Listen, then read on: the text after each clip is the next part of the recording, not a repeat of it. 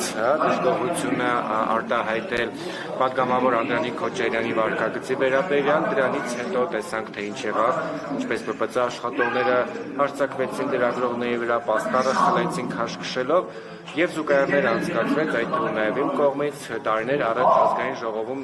նույն ակցիայի, երբ որ լրագրողներին ակցիա իրականացրեցին, որի մեջ դուք էիք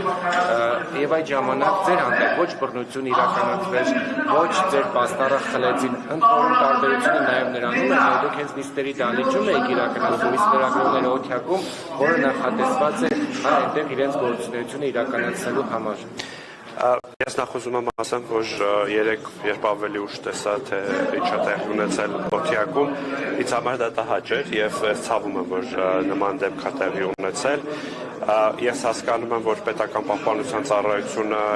գործել է իր լիազորությունների շրջանակներում, հաշվի առնելով նաև, որ կառավարությունը ողջ կազմով ներկա էր նիստերի դահլիճում եւ ենթադրաբար վստահ եմ, որ գործել են կանոնակարգերի սահմաններում, որը կա, բայց այնուամենայնիվ ես կարծում եմ, որ ռեակցիան ավելին էր, քան պետք է լիներ, եւ եթե իմ կողմից ներողությունը իմ լրագրող գործընկերներին բավարար է այս իրավիճակը շտկելու համար, ես պատրաստ եմ ներողություն խնդրել ձեզնից այս իրավիճակի համար, եւ նաեւ գիտեք, որ ազգային ժողովի նախագահն է այսօր նաեւ անդրադարձել այս թեմային։ Ես կարծում եմ, որ որևէ արտառոց բան չկա, որ լրագրողները ակցիա են իրականացնում եւ որոշ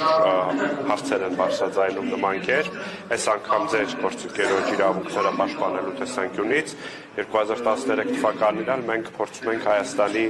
անկախությունը եւ ինքնիշխանությունը պաշտպանել մեր գործողությամբ։ Այո, դուք ճիշտ եք, այն ժամանակ մեզ որևէ մեկը դուրս չհրավիրեց նիստերի դահլիճին եւ մենք իրականացրեցինք ակցիան, բայց ես կարծում եմ միայն այս դրվագով դատել ժողովրդավարության մակարդակի եւ տարբերությունների մասին մի քիչ սխալ է եւ ես տեսել եմ այդ բոլոր գրառումները, որոնք ինձ նշում էին 3 եւ չեմ արձագանքել 3, բայց կերազեի ինձ այն ժամանակ դահլիճից դուրս անեին, բայց օրինակ դահլիճում նստածները ընտրված լինեին այնպես, ինչպես ես եմ ընտրվել, կամ կուզեի իմ դահլիճում նստածների բույքի եւ ֆինանսական միջոցների ծագման աղբյուրները նույնը լինեին, ինչպիսին իմն է, կամ եւ նման այլ շատ բաներ կարող եմ ասել, բայց ես կարծում եմ, որ ավտոմատ բայց ժողովրդավարական ես անձամբ իմ մասին չեմ խոսում, ես դրությունների որակի մասին եմ խոսում ու այդ դրվագով միայն ժողովրդավարության մասին դատելը կարծում եմ ճիշտ չէ,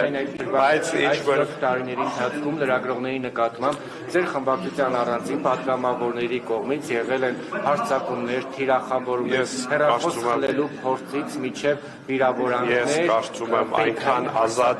այդ թվում եւ լրագրողների անձնական կյանքին վերաբերող երեխաներին, հիմա դուք ասում եք, որ ես կարծում եմ այնքան ազատ միջավայրում, որ ինչպիսին այսօր է երբևէ Հայաստանի լրագրողները չեն գործել, որևէ մեկը, ես միջադեպի մասին արդեն խոսեցի եւ ասեցի, որ դա թաբերը միջադեպ է եւ որով հնարավոր չէ դատել խոսքի ազատության, մամուլի ազատության կամ ընդհանրապես ժողովրդավարության մակարդակի մասին Հայաստանում, այնուամենայնիվ լրագրողները այսօր Հայաստանում վրա երթի չեն ենթարկվում, այսօր լրագրող բանտարկյաններ չունենք, մենք Հայաստանի բանտերում եւ նաեւ այս ժամանակ լրատվական մթնոլորտը միջավայրը եւ այն ովքեր որ տիրապետում են լրատվամիջոցների բոլորովին այլ են եւ այլ մարդիկ են։ Չէ, դուք հիմա ձեր անունից խնդրում եմ, էլի ասեք հիմա դուք ասում եք նրան չեն ենթարկում ավելի ազատ ես հիշեք մի դրվագ երբ օրինակ երբ որ դուք եք եղել ձեր գործունեությունը օրինակ իմ գործունեությունը խոչընդոտվել է, ես դրա օրինակը կարող եմ բանտարկումները անձամբ ես ներկայացրել եմ լրատվամիջոց, որի լսարանը շատ մեծ չի եղել եւ նոր լրատվամիջոց էր եւ մենք աշխատում էինք, փորձում էինք հնարավոր սահմաններում ազատ լրատվություն մատուցել, բայց նաև պիտի հաշվի առնենք, թե լրատվակադաշտի ինչ մոնոպոլիայի ենթարկված են ժամանակ եւ պիտի խոստովանեմ, որ այդ մոնոպոլիան հեղափոխությունից հետո այդքան էլ չփոխվեց, ուղղակի հիմա դիպադիր մոնոպոլիա կա լրատվակադաշտում։ Ես ուզեի անդրադառնայինք նաև արտաքին քաղաքական մի քանի հարցերի, դուք նախ առաջարկել էիք ադրբեջանցի ձեր գործընկերոջ հետ հանդիպում այդ պայմանագրի շուրջ քննարկումների եւ խաղաղության ամրապնդման քայլերը այսպես բանանելու համար, շարունակական դարձնելու համար, կա արձագանք, կարող է հնարավոր է հանդիպում լինի, սրան արձագանքեք եւս մի հարցը։ Դա հաշվի առնելով, որ խաղաղության պայմանագիրը համաձայնեցված է տեքստը եւ պետք է արդեն բանակցություններ գնան ստորագրման վայրի տեղի եւ հետագա գործընթացների մասին, որոնց հետևելու է նաեւ ավելացման գործընթաց խորհրդաններ։ Ես պատահամարեցի, որ այս հարցերի շուրջ եւ ոչ միայն այս հարցերի շուրջ խոսել Ադրբեջանի պատգամավորների հետ, որովհետեւ վերջում մենք պետք է սկսենք միմյանց հետ եւ այս առաջարկ ուղարկեցի, միջև այս պահը արձագանք չկա եւ ես հույս ունեմ, որ դրական արձագանք կլինի, այնուամենայնիվ դեռ որևէ ազդակ չկա։ Հրապարակային պատրաստ եք գնալ Բաքու, այնտեղ հանդիպել։ Ես եթե հիշում եք իմ նամակի վերջում, իմ գրառման վերջում նշել էի, որ պատրաստ ենք օրինակ հանդիպել հայ-ադրբեջանական սահմանագծի որևէ տեղանքում։ Խանդանյան, դուք այդ հրապարակային գրառման եք թե նաև ուղարկել եք պաշտոնական գրառման։ Պաշտոնական նամակ եմ ուղարկել։ Եվ երեք կրկին Ադրբեջանից անդրադարձել են խաղաղության համաձայնագրին իրենց հատուկ հանձնարարությունները ներկայացուցիչները Էջբեկովն է խոսել այդ մասին եւ ասել է, որ հայկական կողմը պետք է, այսինքն պետք է արագացնել փաստաթղթի ստորագրումը եւ Հայաստանը պետք է դրա համար փոխի սահմանադրությունը, որպեսզի ստորագրման այդ շանսը բաց չթողնվի։ Պարոն Խանդանյան, հնարավոր է վերջո Հայաստանը սահմանադրական փոփոխությունները արագացնի, որ այդ փաստաթղթը ստորագրվի։ Խաղաղության պայմանագրի ստորագրման շանսը բաց չթողնելու համար Ադրբեջանը պետք է օր առաջ առաջարկի տեղ եւ վայր եւ համաձայնեցնի մեզ հետ եւ դա ստորագրվի։ Ինչ վերաբերում է սահմանադրության փոփոխման պահանջին կամ նախապայմանին, Հայաստանը բազմիցս ասել է, որ դա լեգիտիմ պահանջ չէ, որ նախ եթե նույնիսկ Հայաստանի սահմանադրության մեջ լիներ որևէ տարածքային պահանջ որևէ հարևանի նկատմամբ, ինչը չկա,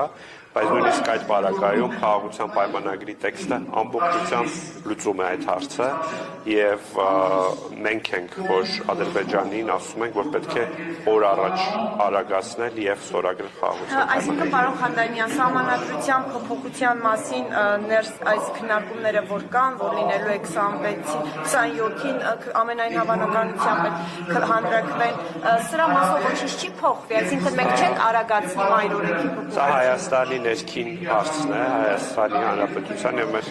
քաղաքական ուժը գտնում է, որ անհրաժեշտություն կա նոր սահմանադրություն ընդունելու, բայց այդ սահմանադրության ընդունումը որևէ կապ չունի խաղաղության պայմանագրի բովանդակությամբ։ Պիտի համապատասխանի տարածաշրջանային չափորոշիչներին։ Սահմանադրությունը նաև պետք է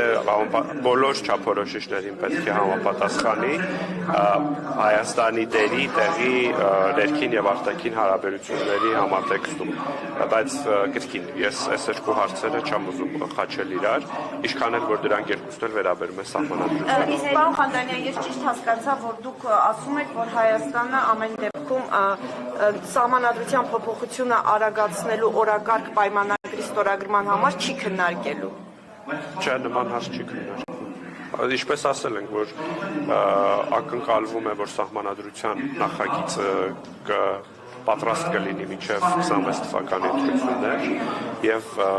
քանի որ օրենքը թույլ չի տալիս նաեւ սահմանադրական փոփոխություններ իրականացնել ընտրությունների հետ միասին, հավանաբար դրանից հետո երբ դա հայտնի չէ իհարկե, որտեղ դա սահմանադրության նոր տեքստը պետք է ազգային ժողովը քննարկի։ Պարոն Խանդանյան, ինչ է կարծում, դա սպառնալիք է, ինչ է, երբ որ Բաքուն ասում է, որ պայմանագրի ստորագրման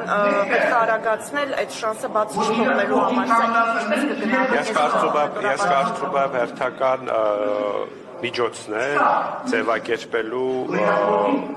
ձգձգման քաղաքականությունը, առնվազն ձգձգման քաղաքականությունը Ադրբեջանի կողմից խաղաղության պայմանագիրը ստորագրելու։ Գերիների իմաստով կան երաշխիքներ, որ խաղաղության պայմանագիրը ստորագրելուց հետո գերիները կվերադարձնեն, այսինքն ադրբեջանական կողմից ստացել եք որևէ հավաստիացում սրա հետ կապված։ Ինչի մասին երեք Նիկոլ Փաշինյանը Սեյցյան ամբիոնից հայտարարեց։ Ես լսել եմ ինչ ասել վարչապետը եւ խոսքը ոչ թե ստացած հավաստիացման մասին էր, այլ այն, որ այս բանակցությունները եւ այս խաղաղության գործընթացը իր բովանդակությամբ եւ ընթացքով շատ լավ միջոց է այդ հարցը լուծելու համար բայց նաեւ դա չի նշանակում, որ միայն խաղաղության պայմանագրի ստորագրմամբ է պայմանավորված գերիների վերադարձը մնացած բոլոր դիվանագիտական գործիքակազմը օգտագործում է այդ հարցը լուծելու համար եւ դրա ժամկետները անկախ են խաղաղության պայմանագրի ստորագրման փաստից, որովհետեւ մենք կարծում ենք, որ գերիները պետք է հիմա վերադասվեն։ Եվ պարոն Խանդանյան, երեք վարչապետը, երբ որ խոսեց էլի այդ բանավեճերի մասին եւ այլն, ասաց, որ պետք է չեմ կարողանա, ասաց, որ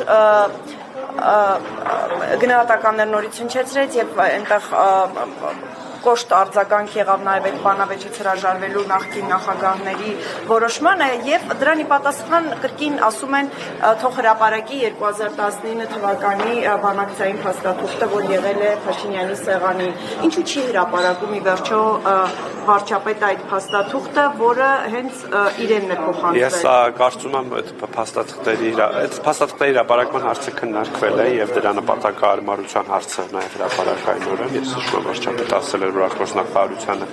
հանձնարարել է ուսումնասիրել։ Ես կարծում եմ, որ դա պետք է փաթեթով արվի, եթե դա արվի եւ եթե դա չի խանգարի այսօրվա